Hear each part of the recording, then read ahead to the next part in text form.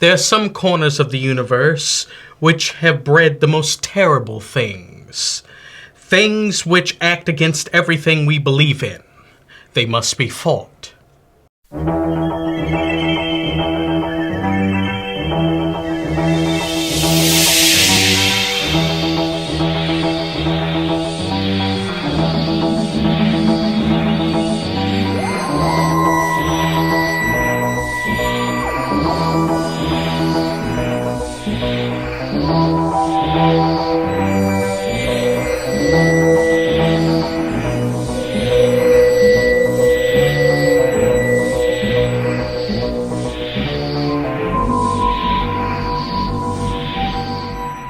Hello everyone, welcome back to the Royal Screen Team. I'm Andrew Thomas. I'm here with fellow doctors Christopher Johnson and our special guest John.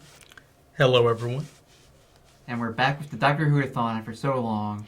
Yes, it's been a very long time coming. We're doing it the long way around. Yeah. Yeah, as you can see, a lot of props and things had to be either retrieved or created for these upcoming videos, which I'm actually very happy. Thank you to everyone that supplied us with these materials. Thank you very much. Okay, so let's get to the second Doctor. Okay, well, yep, the second Doctor era from 1966 to 1969. And start with the man himself, Patrick Troughton, as the Doctor. An outwardly scruffy, lighthearted, and bumbling tramp, a portrayal that was nicknamed the Cosmic Hobo. He hid a more firm and slightly darker side that he would often use to manipulate his enemies and allies for the greater good. As the Doctor was always a few steps ahead of his enemies and acted like a bumbling fool to have others underestimate his true abilities. He was also the first Doctor to have catchphrases with the such of, "Oh my giddy aunt!" and "When I say run, run." The second Doctor was also noted for playing the recorder, which used to help him think of a plan, as he felt music was the best way to think up something. Classic. His appearance is vastly different from the first Doctor. His appearance of a scruffy hobo with a black frock coat, several sizes too big, over a light blue or white colored button-down collared shirt, and a Winston Churchill style bow tie that he would put on his shirt with a safety pin. He wore very baggy trousers, often check-in, either the colors of orange and black in his first two stories, but his proper brown and gray for the rest of his era, which his trousers were held up by red suspenders with stars and moons and flowers, or white suspenders with navy stripes in the middle. Accessories seen from time to time would include a fur winter coat, a stovepipe hat, a light blue beanie hat, and a cloak with a hood. The second Doctor's methods of stopping evil was using a more mercurial and clever intelligence to counteract or fix what the enemy has done, and occasionally trick them into causing their own downfall. A true pacifist who never fought or used weapons. So, what are your thoughts of the second Doctor? I love him. Yeah, me too. Yeah. He is my favorite classic Doctor, I think. Yeah, he's up there with me too. Yes, likewise with both of my co-hosts. Troughton was so unique. Yeah. No one else has ever really been able to emulate what he exactly did. Yep, there's some. But I love the shades that you see in Sylvester McCoy and in Matt Smith. Yes, because they were the ones that really... Troughton was the one that really influenced a number of doctors. I mean, with McCoy, as far as his characteristics of being the bumbling fool or clown, but with a very dark underlying type of personality underneath everything. And his penchant of manipulating everyone around him. Yeah. Oh, love playing games. And with Matt Smith, his exuberance and clowning and his penchant for bow ties. Yeah. And often his use of moving his hands about, which was a thing Troughton did a lot. Yeah. And also, Troughton did actually kind of leave an imprint on Peter Davidson as far as his feelings about his companions and trying to save as many people as he could. Yeah.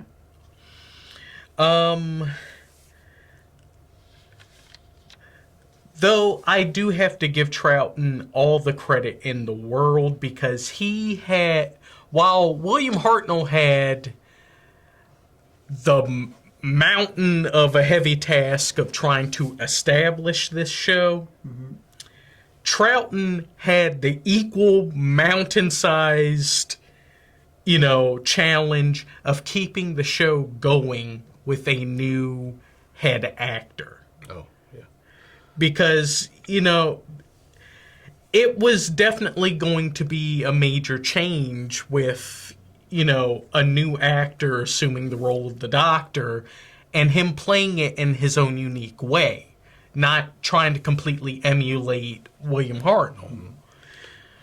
He had the hardest job of any actor that came forth to play the Doctor ever. I mean, without a doubt, he had the most difficult job because on him it was make or break completely. This was either something that was going to keep the show alive or absolutely kill it. I mean, destroy it, and forever, without a doubt, it would have been forgotten. Yeah. And cast aside. It would never have even really had a huge cult following. It'd have been nothing, just because of the nature of the BBC. But because they would have thrown the whole show away. God knows. All about it, but they still almost did in the Troughton era. Oh, yes. This was the first time where Doctor Who was almost about to get canceled. Yeah. For the first time. Yeah. Which won't happen again until the Baker era. The Colin Baker era. Yeah, because it took people a little bit of time to get used to Troughton and his style of the Doctor. But I think once he warmed up to people, he truly became one of the more memorable Doctors. And also the fact of all the hell that he and everyone else had to go through as far as production. Yeah.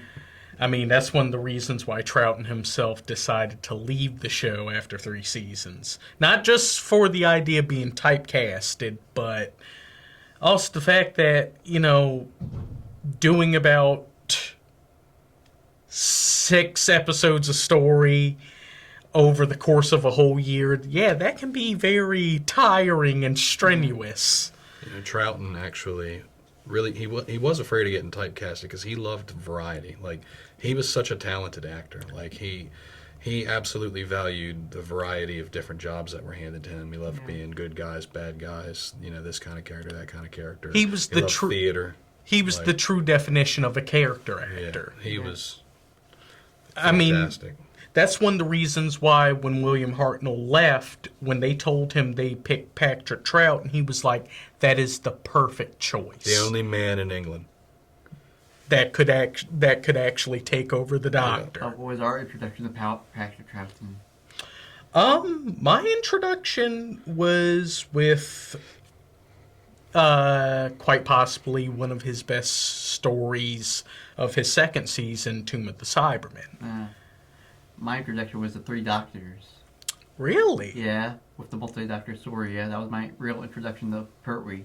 And then I watched The Mind Robber, which we'll get into in his final season.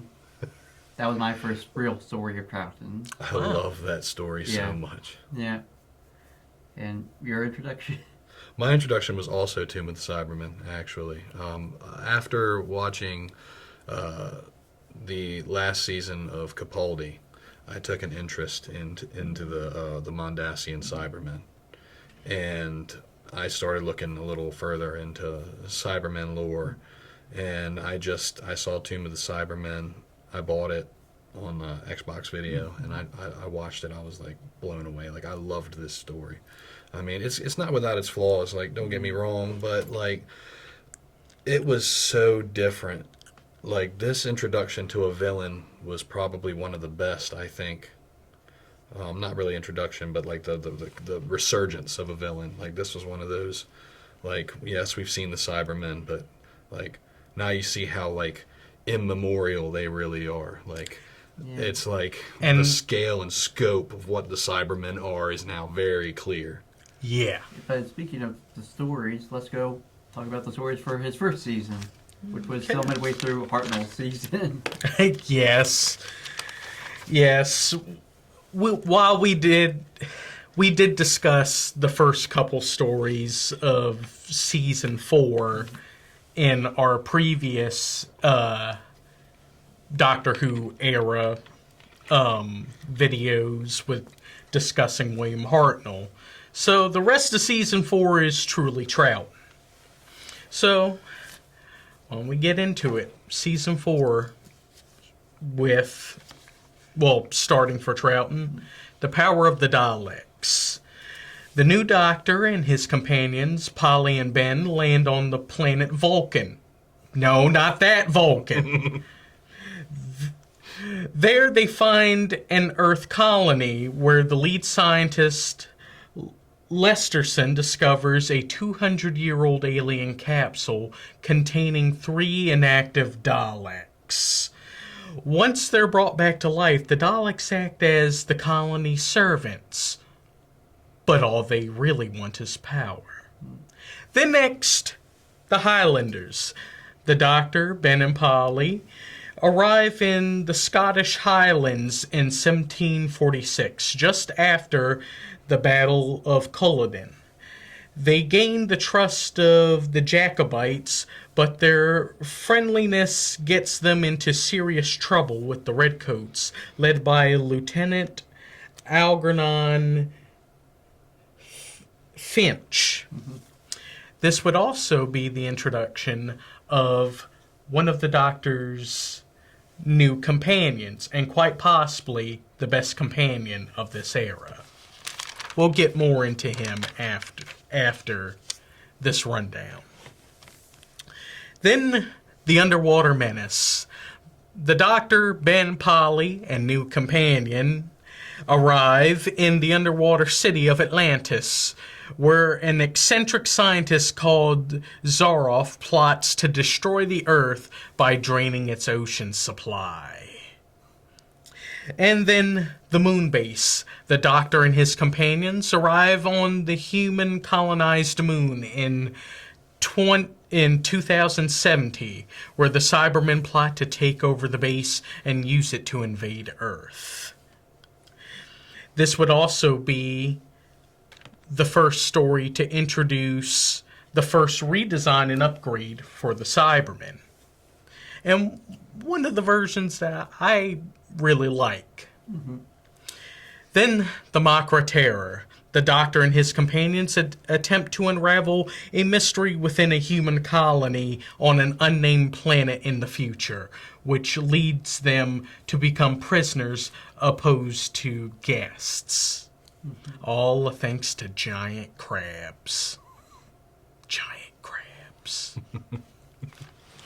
Then the Faceless Ones. The TARDIS team arrive at the Gatwick airport where identity-stealing aliens known as the Chameleons have taken refuge after their planet was destroyed, preying on university students by abducting them using the false holiday flight organization Chameleon Tours.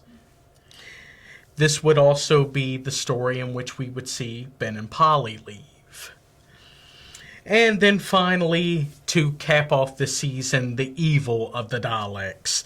The Doctor, and of course, one of the new companions, shortly after losing the TARDIS are transported to 1866, where the Daleks force the Doctor to help him in their latest plot to implement the human factor into Dalek brains in order to humanize themselves into even deadlier living weapons. Yeah. Well, I think Ben and Polly had more to do. Well, sort of. Well, yeah. And why don't we get into them a bit? Of course, Michael Craze as Ben Jackson, an able seaman serving in the Royal Navy, the resident fighter of the team during his time with the team. He's the salt of the earth, a truly nice guy. Very dependable, faithful, but prone to be suspicious when kept in the dark or not understanding what is going on. He's also prone to be brainwashed or hypnotized, which this happens to him more than once during this season. Dear God, this man. Mm-hmm.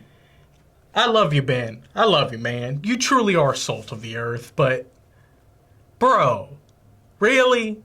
Yeah. You were that prone to be hypnotized or brainwashed? Come on, man. Come on. Especially the macro terror.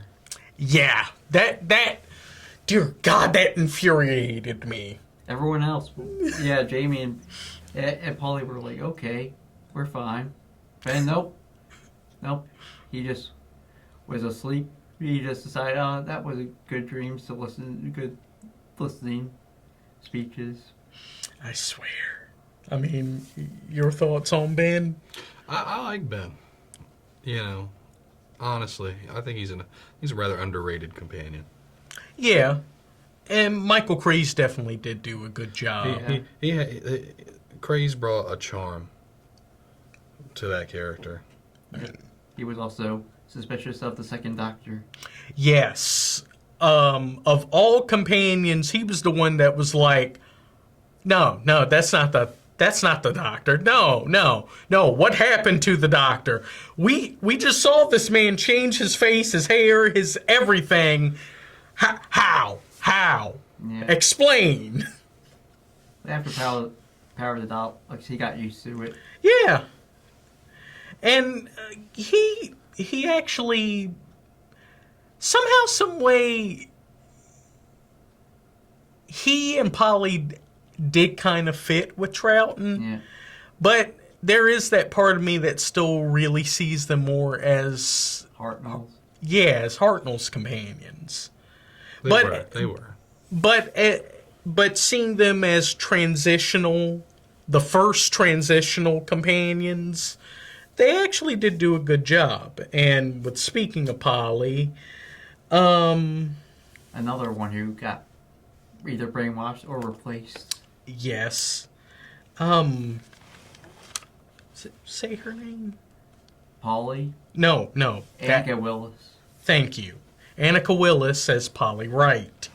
A posh and sophisticated woman from 1966. She's vivacious, attractive, and alternately shy and aggressive. Nicknamed Duchess by Ben, they had an odd couple relationship, but she was very receptive to his protective urges. And it was kind of implied that they were falling in love with one another. Mm-hmm. And of course with Polly, she was often the damsel in distress. A bit too often. Yeah, Powers of Daleks, Underwater Menace, where she almost gets turned into a fish person. Yeah. Yeah, Macra Terror from the brief shot of the missing episode. Her being Replaced. kidnapped and replaced in Yeah. the Faceless Ones. Yeah, Lord have mercy, she went through a lot. yeah. A lot. Only at the moon base she had it a little bit better. She only got knocked out once from a Cyberman. That was it. Yeah. But mainly she was there to go tell the second Doctor, hey, remember last time with what we did with the 10th planet? That also went with Ben too, saying, hey, we fought him last time with the 10th planet. Yeah, why did they change so much? Yeah.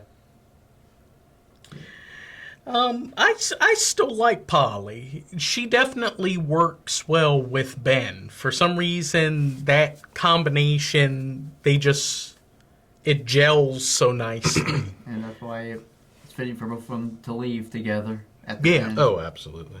And they left about the same time that they actually joined, because the Faceless Ones takes place at the same time as the War Machine. So we have Invasion of the Bisexuals and sort of another with the War Machines at the same time. So there's two versions of them. One about to leave with the first Doctor, and the other one staying. Back to the Future. Yeah. But hey, at least they had an easier time getting back home compared to other companions Yeah. later on. Yeah. Yeah, let's discuss the new companion. Yes. And quite possibly one of the best companions, not just for Troughton, but of all of Classic Who. And potentially of all of Who. All of it, yeah. Jamie McCrimmon, played by Fraser Hines. Yeah. A piper of the Clan MacLeod who lives in 18th century Scotland, known for wearing his Scottish kilt and a red tartan. Jamie is simple and straightforward, not understanding most modern technology, which often caused him to be teased or insulted about his intelligence. However, he's also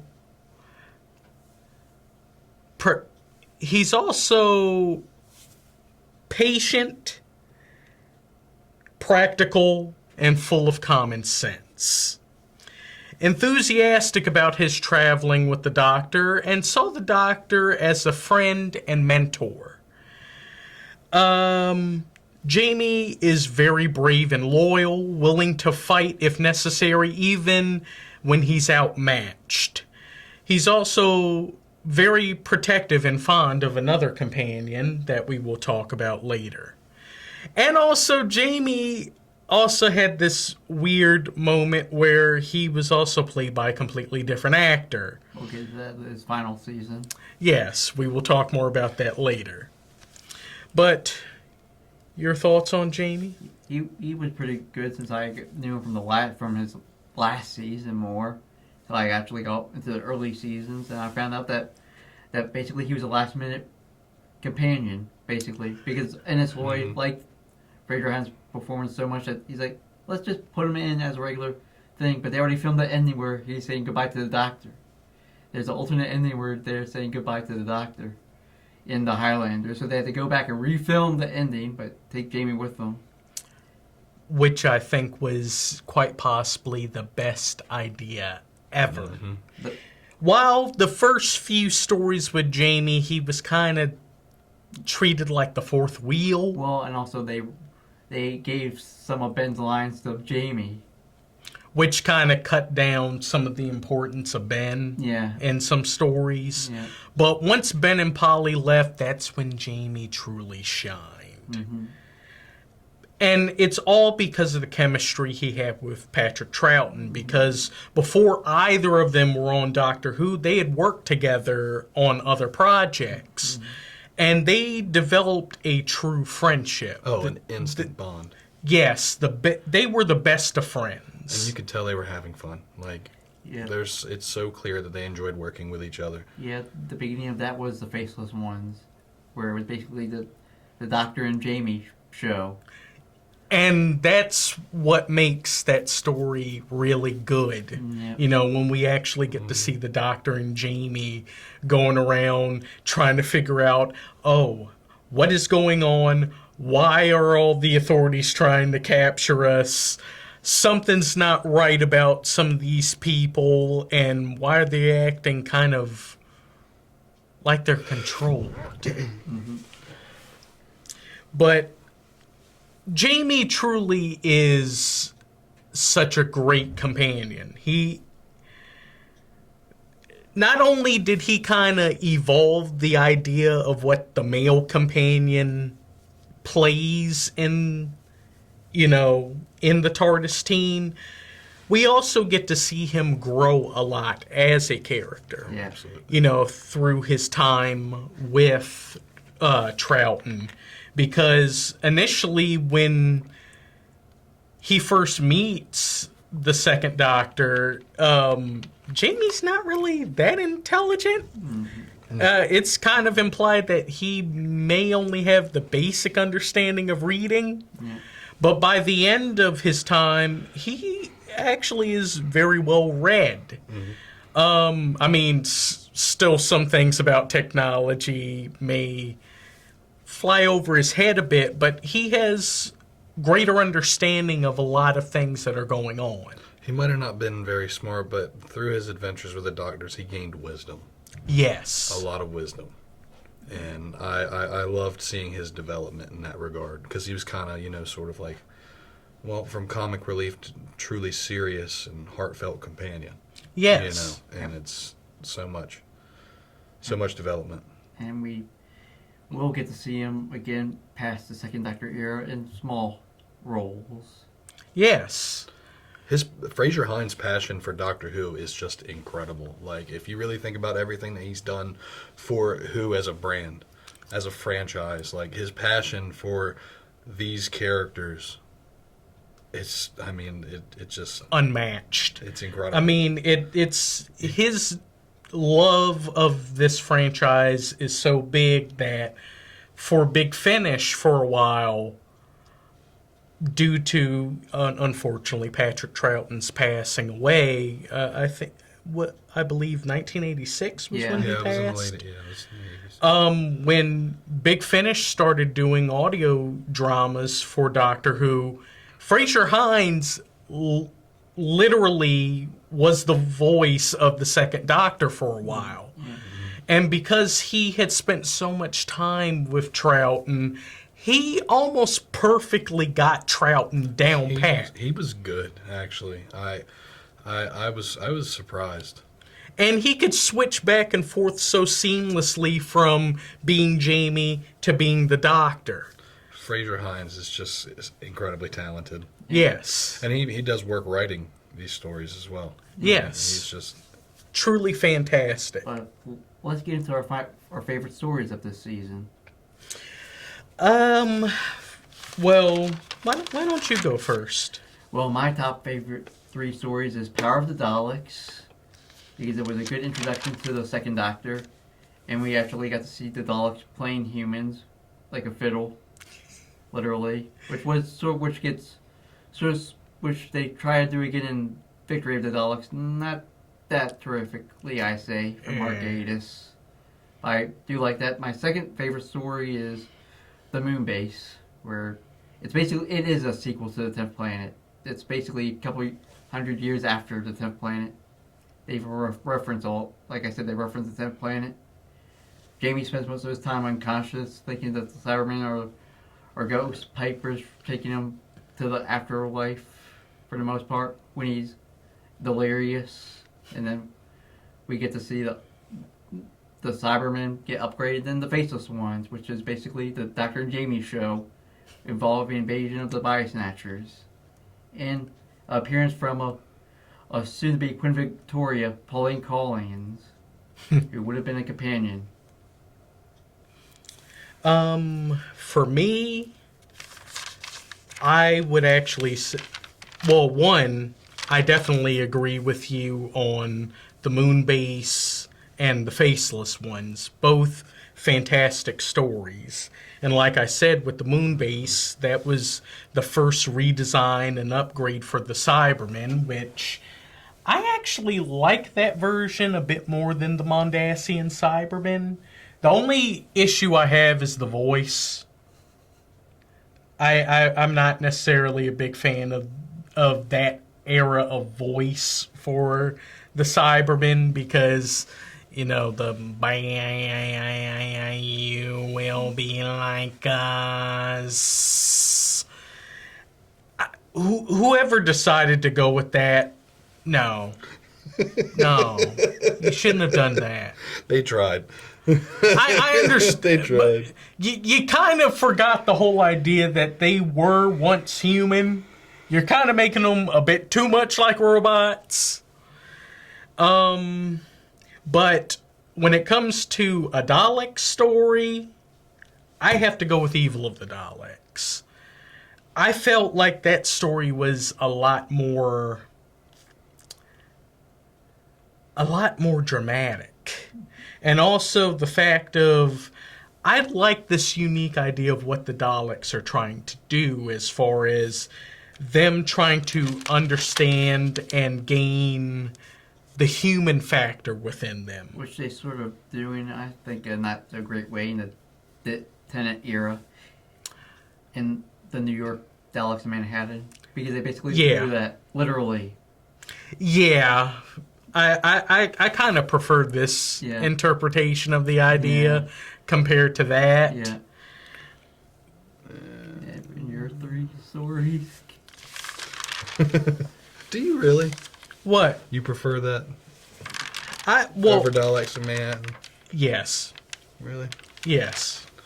Daleks in Manhattan is so underrated. But I would say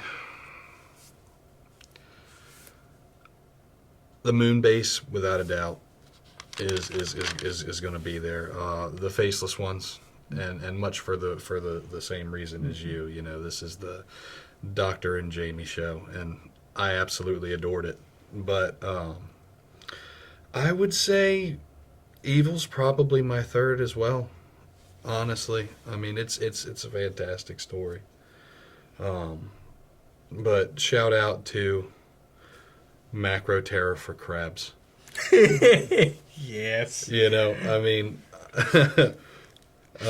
you can't hate it. Giant super intelligent crabs that can talk. Yeah. And they had essentially taken over this whole planet. Mm-hmm. But they underestimated the Doctor because in the end, boom! Yep. And this would have been the final appearance of the Daleks. We would have never seen them again. Well, and we don't see them again for the next 2 seasons. This is around the time that Nation was pitching them for their own thing. Yeah, for their own show. So seeing as though he and then later on his estate owns the rights to the Daleks, which is so wonky. Let's be honest. The BBC could not use them for Doctor Who, and we really would not see them for another 5 or 6 years. Yep. Well, before we go, make sure to like us on Facebook, The Real Screen Team. Where else? You can also find us on Reddit, Instagram, and TikTok. Make sure to like our videos, comment on our videos, see if you like us or not, or you just want to troll us, we'll see.